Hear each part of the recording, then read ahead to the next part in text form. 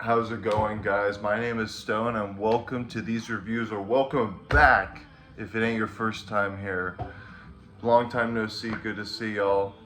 Good to see me trying to do this dance again with YouTube. Today, I'm gonna be reviewing Jim Sullivan's debut album, UFO, released in 1969. Wow, what a great year of music. This was issued on a private label and received little to no attention upon its release, though it would gain a cult following over the years, perhaps due to the sudden disappearance of Sullivan 6 years later in the year 1975. This album is noticeable for its inclusion of the famous Wrecking Crew ensemble, in which they polish Sullivan's dreamy yet haunting songs in a way that gives this album a real unique blend of psychedelic qualities. The way he goes about blending these styles results in a fresh take on the genre that doesn't come across as dated, at least to my ears. I really don't think a lot of people around this time nailed this combination of psych and folk the way Jim does on here. It's definitely unique. I mean, you could argue some Paul Simon stuff, that one 1966 album he did, Rosemary Thyme, Parsley, Sage, that one kind of has some quality similar to this, but again, the combination of the strings, the eerie atmosphere he has in some of these songs, the melodic pop that's kind of going on here.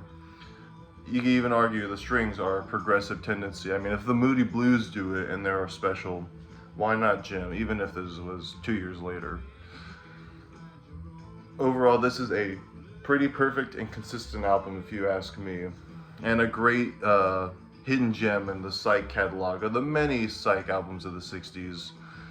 To talk about how I discovered this album, I definitely had seen it a lot online, like this album cover, much like a lot of records in my collection. I would just see them either in person or online.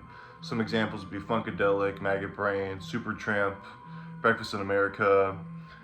And one day I walked into this record store that just opened up near my house.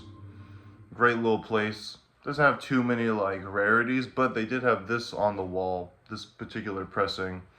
And at that point, it was my day off. I was like, why not give this album a listen? So I left the store, went to a couple thrift stores just to get some clothing, and I listened to this album twice, twice in a row. And again, I just really loved. I would love it more with repeated listening, but at the time, I just really appreciate how concrete the track listing was. There's still enough qualities that give each song some character. And yeah, I just fell in love with it, and I was like, hell yeah. I listened to it a few more times, got really familiar with the record, and then I went back like maybe a month later. They still had it there. I copped it. I'll show you the pressing a little bit. It's definitely a great pressing. I recommend of the album. But yeah, I mean, I've definitely had this record for some time now, and I've been, whoa, so nervous to review it. Not even. Easy money. Easy day reviewing Jim Sullivan. But it's easy when you got nothing but great things to say. So it's plain as your eyes can see, to drop a terrible pun for y'all. To get into the track listing, however, we open the album up with Jerome, as the Wrecking Crew gives us this ethereal swirl of sound, before transitioning into a rather cheerful folk tune that can easily put you in the right mood. Although the Wrecking Crew is subtle beneath Sullivan's melodic vocals and guitar playing, they add another layer to his songwriting, giving it a distinctive feel or atmosphere that alludes to what the rest of the album has to offer. The drumming throughout this album is great, much like it is on the opener, as it keeps a solid groove while also providing some very memorable drum fills. I really enjoy the vibe Jerome sets right away, and how Sullivan maintains it throughout the entire album. Then we get to the very smooth and catchy track, the one that is currently playing, Plain as Your Eyes Can See. This song maintains a strong groove that gives it some character when you compare it to everything else on here.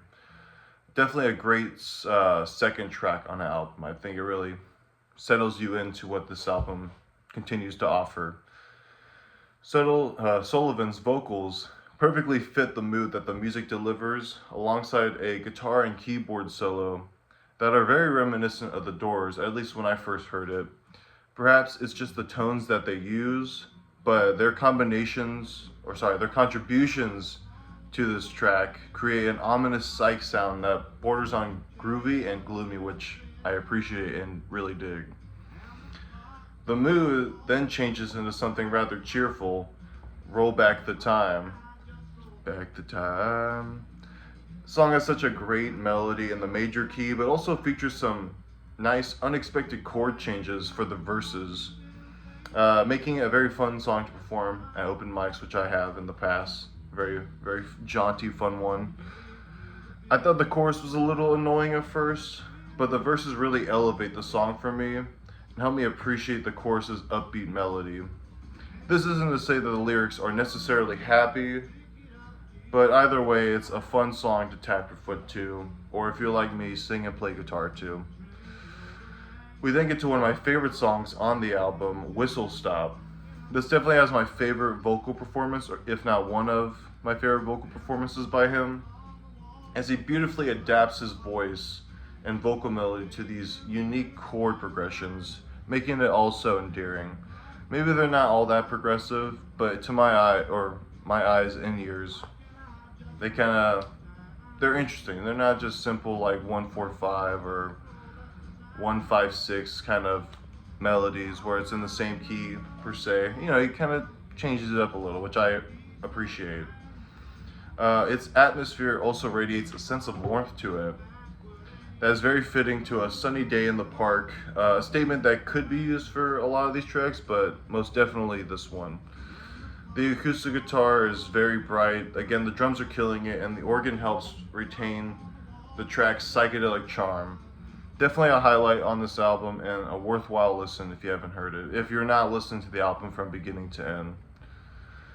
We then close side one with the ambiguous sounding track, Rosie. It opens with a nice brooding feel to it, yet that mood seems to shift as the song progresses.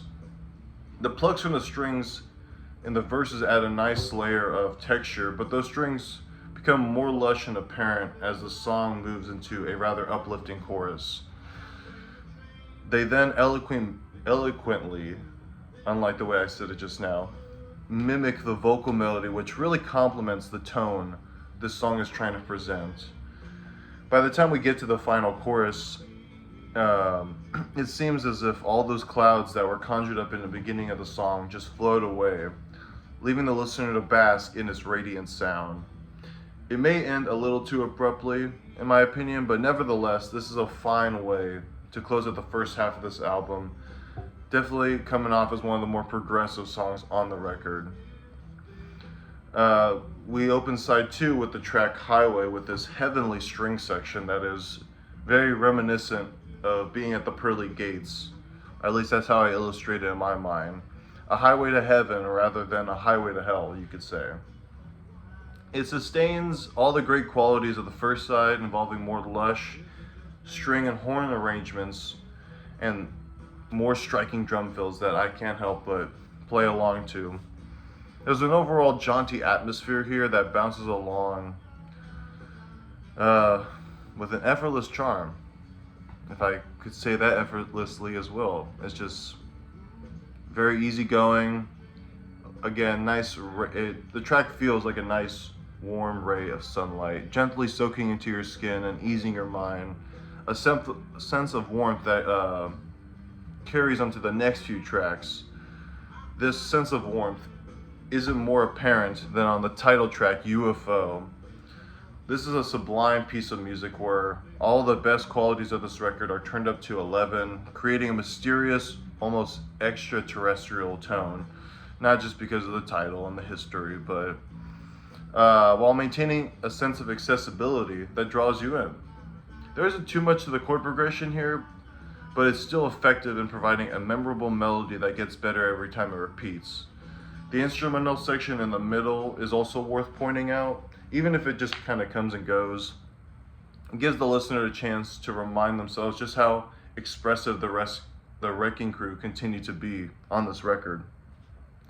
Again, the song might end a little too abruptly, but in this day and age, it's easy to just start it over with a click on your phone rather than dragging the stylus up and back an inch or so.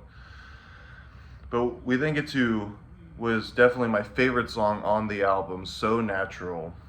Perhaps it's the drums that really elevate the song for me, but like UFO, everything on this track is done as well as it ever could be.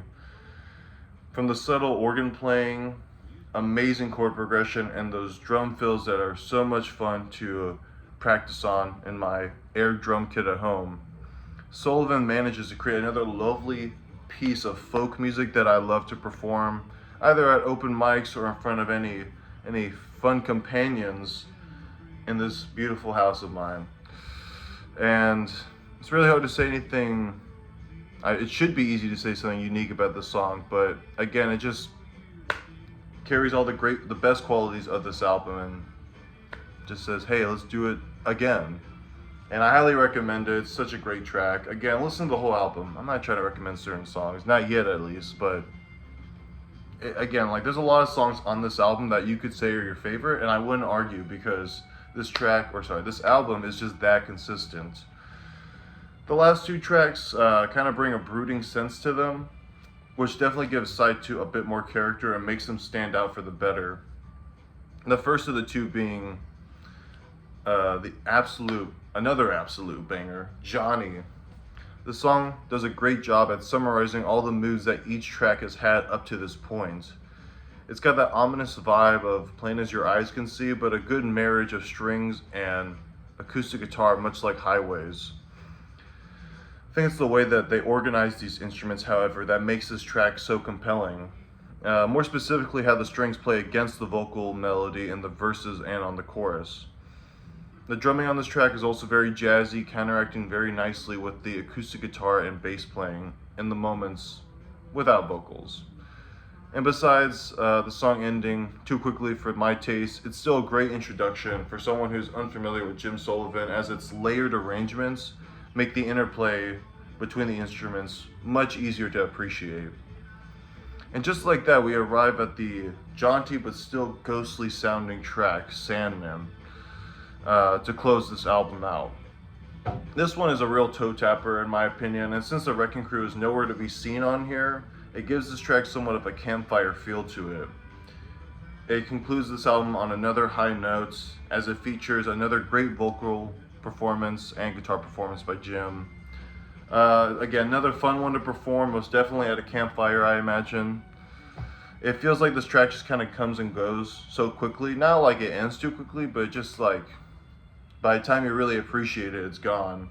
And it leaves you wanting more from this record. And while this album is only 29 minutes in length, UFO provides nothing but high quality songs and I'd say great production for its time. Wow, good timing on my part.